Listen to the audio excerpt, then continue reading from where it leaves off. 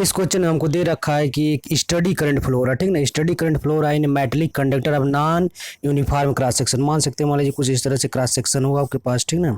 इस तरह से आपके पास नॉन यूनिफॉर्म क्रॉस सेक्शन है, ठीक ना। इसमें क्या हो रहा है, आप मान लीजिए इस तरह से बैटरी का कनेक्शन कर दिए, ठीक ना।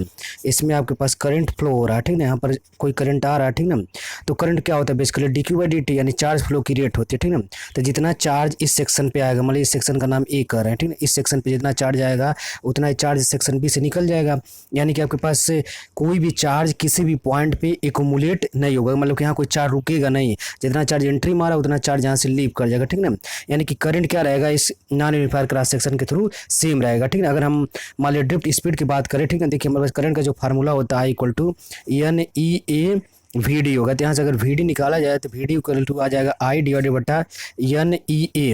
अब देख रहे हैं नॉन यूनिफॉर्म क्रॉस सेक्शन है, यहाँ का आप सेक्शन लीजिए, यहाँ का एरिया देखिए और यहाँ का एरिया देखिए, ठीक ना। एरिया अलग अलग है, ठीक ना। जो आपके पास ड्रिफ्ट स्पीड है यहाँ पर आपके पास दिख रहे हैं ना, जो ड्रिफ्ट स्पीड है इनवर्सली प्रोपोर्शनल टू एरिया के, ठीक ना।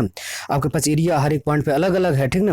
इसलिए आपके पास ड्रिफ्ट स्पीड यूनिफॉर्म नहीं रहेगी। जहाँ पर एरिया ज़्यादा है, एरिया ज़्यादा होगा ड्रिफ्ट स्पीड कम हो जाएगी। उसके बाद जहाँ पर आपके पास एरिया कम वहाँ पर ड्रिफ्ट स्पीड ज़्यादा हो जाएगा, ठीक ना। अगर हम इलेक्ट्रिक फील्ड की बात करें, ठीक ना, तो ठीक ना, electric field line always flow from higher potential to lower potential. देखिए वी वोल्ट की बैटरी है, ये हायर पोटेंशियल हो जाएगा, ये आपके पास लोअर पोटेंशियल हो जाएगा, ठीक ना। तो यहाँ पर जो इलेक्ट्रिक फील्ड लाइन होगी यहाँ पर क्लोजली पैक्ड होंगी, ठीक ना, नज़दीक नज़दीक होंगे। यहाँ पर इलेक्ट्रिक फील्ड लाइन दूर दूर हो जाएंगे, ठीक ना। इलेक्ट्रिक फील्ड का जो हमारे पास फार्मूला है, ठीक ना, वोल्ट बटे लेंथ है, ठीक ना। इलेक्ट्रिक पोटेंशियल बटा लेंथ है, ठीक ना। अब यहाँ पर आपके पास देखिए हर एक पॉइंट पे यहाँ का पोटेंशियल हायर है, यहाँ पोटेंशियल लोअर है, ठीक ना। पोटेंशियल अलग अलग है, इसलिए हमारे पास इलेक्ट्रिक फील्ड क्या हो जाएगा, अलग अलग हो जाएगा। तो इसमें से हमारे पास देखिए जो ऑप्शन डी है कार ओनली करंट जो रहेगा यूनिफॉर्म रहेगा, ये हमारे पास करेक्ट ऑप्शन है इसका, ठीक है ना। इस क्वेश्चन में हमको दे रहा है कि एक कॉपर का वायर है, इसको स्ट्रेच करके खींच करके इसका जो लेंथ है 0.5% लॉन्गर कर दिया जा रहा है, ठीक ना। तो हमको पूछ रहा है परसेंटेज चेंज इसकी इलेक्ट्रिकल रेजिस्टेंस में कितना होगा, ठीक है ना। तो देखिए जो हमारे पास रेजिस्टेंस का जो फार्मूला हमारे पास ये है R equal to rho L by A, ठीक ना। इसके वैल्यू में कोई रिमेन अनचेंज रहना चाहिए, ठीक ना। तो हम क्या करते हैं इसमें ऊपर नीचे एल का मल्टीप्लाई कर ले रहे हैं, ठीक ना। तो हमारे पास आ गया rho L square multiply by देखिए एरिया इंटू लेंथ क्या हो जाएगा, वॉल्यूम हो जाएगा, ठीक ना। यानी आर इक्वल टू आ गया रो एल स्क्वायर डिवाइड बटा वॉल्यूम होगा, ठीक ना। तो हमारे पास इसका स्टेप क्या होता है, पहला स्टेप है एल एन लीजिए, देखिए लाग ले लिए, तो आपके पास हो जाएगा l n rho plus two l n l आपके पास देखिए यहाँ माइनस आएगा, माइनस एल एन भी हो गया, ठीक ना।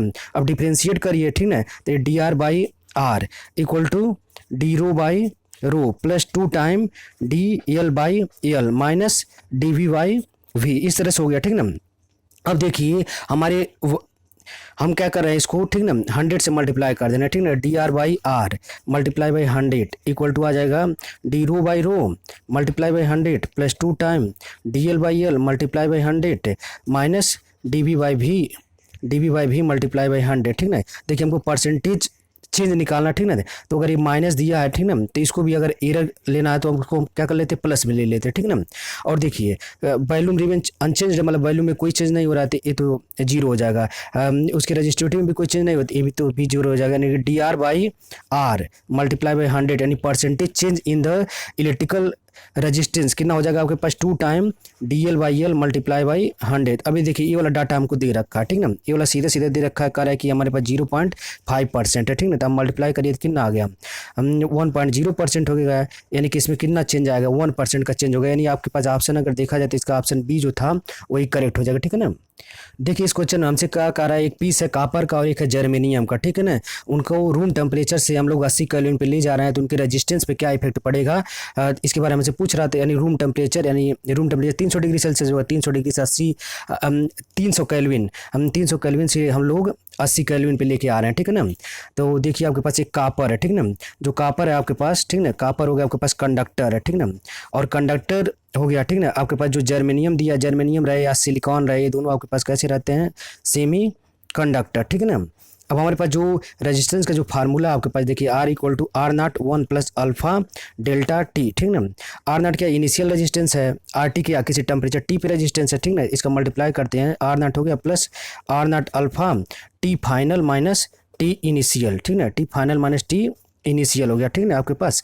अब आप देखिए हमारे पास जो ये अल्फा है इसको कहा जाता है temperature coefficient of resistance, temperature coefficient of resistance या थर्मल कोफिशिएंट ऑफ रेजिस्टेंस है। जो अल्फा की वैल्यू होती है, अल्फा जो आपके पास है ये पॉजिटिव होता है किसके केस में, कंडक्टर के केस में, ठीक है। और ये जो अल्फा है आपके पास ये निगेटिव होता है किसके केस में, सेमीकंडक्टर के केस में, ठीक है। तो अगर हम मान लीजिए हम कंडक्टर की बात कर रहे हैं, ठीक है, तो कंडक्टर के केस में पॉजिटिव हो गया आपके पास, ठीक है। और T final minus t initial, final कितना 80 केल्विन है, इनिशियल कितना था 300 केल्विन था। ये वाला डाटा देखिए आपके पास निगेटिव आने वाला, ये डाटा निगेटिव आने वाला है और ये वाला चीज़ क्या हो जाएगा, पॉजिटिव हो जाएगा किसके लिए, कंडक्टर के लिए। तो दोनों का अगर मल्टीप्लाई करेंगे तो निगेटिव आ गया, यानी ये पूरा डाटा आपके पास निगेटिव आ गया। यानी कि इनिशियल रीडिंग में से, इनिशियल वैल्यू में से आप कुछ घटा रहे हैं, यानी कि जो फाइनल रीडिंग आएगा वो क्या हो जाएगा, कम हो जाएगा, यानी डिक्रीज हो जाएगा। यानी कि जो आपके पास कंडक्टर का जो आपके पास रेजिस्टेंस है ना, वो आपके पास डिक्रीज हो जाएगा। अगर सेमीकंडक्टर की बात करें, देखिए सेमीकंडक्टर का अल्फा कैसा निगेटिव है, ये वाली क्वांटिटी सेमीकंडक्टर के लिए निगेटिव हो जाएगी और ये वाली क्वांटिटी भी निगेटिव था, तो निगेटिव निगेटिव को मल्टीप्लाई होगा पॉजिटिव। यानी कि इनिशियल रीडिंग में, इनिशियल वैल्यू में हम कुछ जोड़ रहे हैं,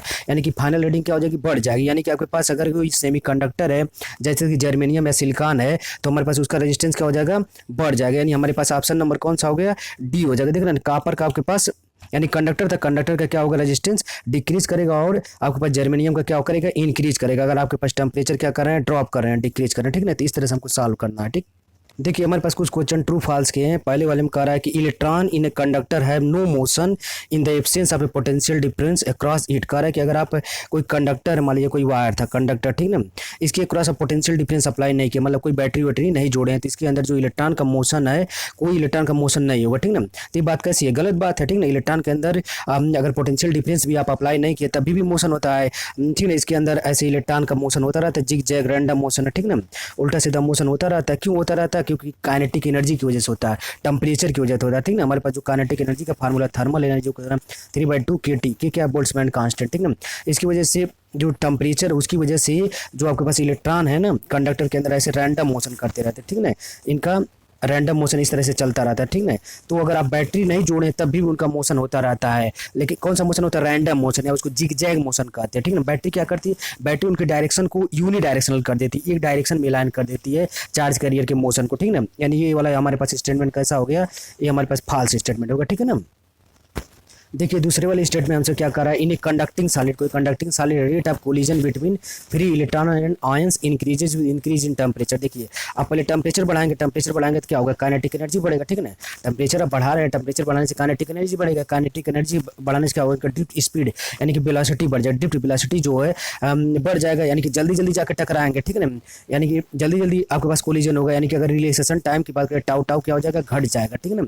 यानी कि इसमें जो कह रहा है कि आपके पास जो कोलिजन का रेट है टेम्परेचर बढ़ाने से बढ़ जाएगी, बात सही है। यानी ये वाला हमारे पास कैसा हो गया, ये हमारे पास ट्रू स्टेटमेंट हो जाएगा, ठीक है। ये वाला हमारे पास सही है, ठीक है। जब आप टेम्परेचर बढ़ाए तो काइनेटिक एनर्जी बढ़ा, इससे उनकी ड्रिफ्ट स्पीड बढ़ गई है, ड्रिफ्ट स्पीड बढ़ गई तो कोलिजन जल्दी जल्दी होने लगेगा, ठीक है ना। अगले वाले में हमसे रेजिस्टिविटी के बारे में पूछा, कर रेजिस्टिविटी जो सेमीकंडक्टर की होती है डिक्रीज कर जाती है टेम्परेचर बढ़ाने से। देखिए रेजिस्टिविटी का फार्मूला जो है rho equal to rho naught 1 plus alpha delta t है, ठीक है ना।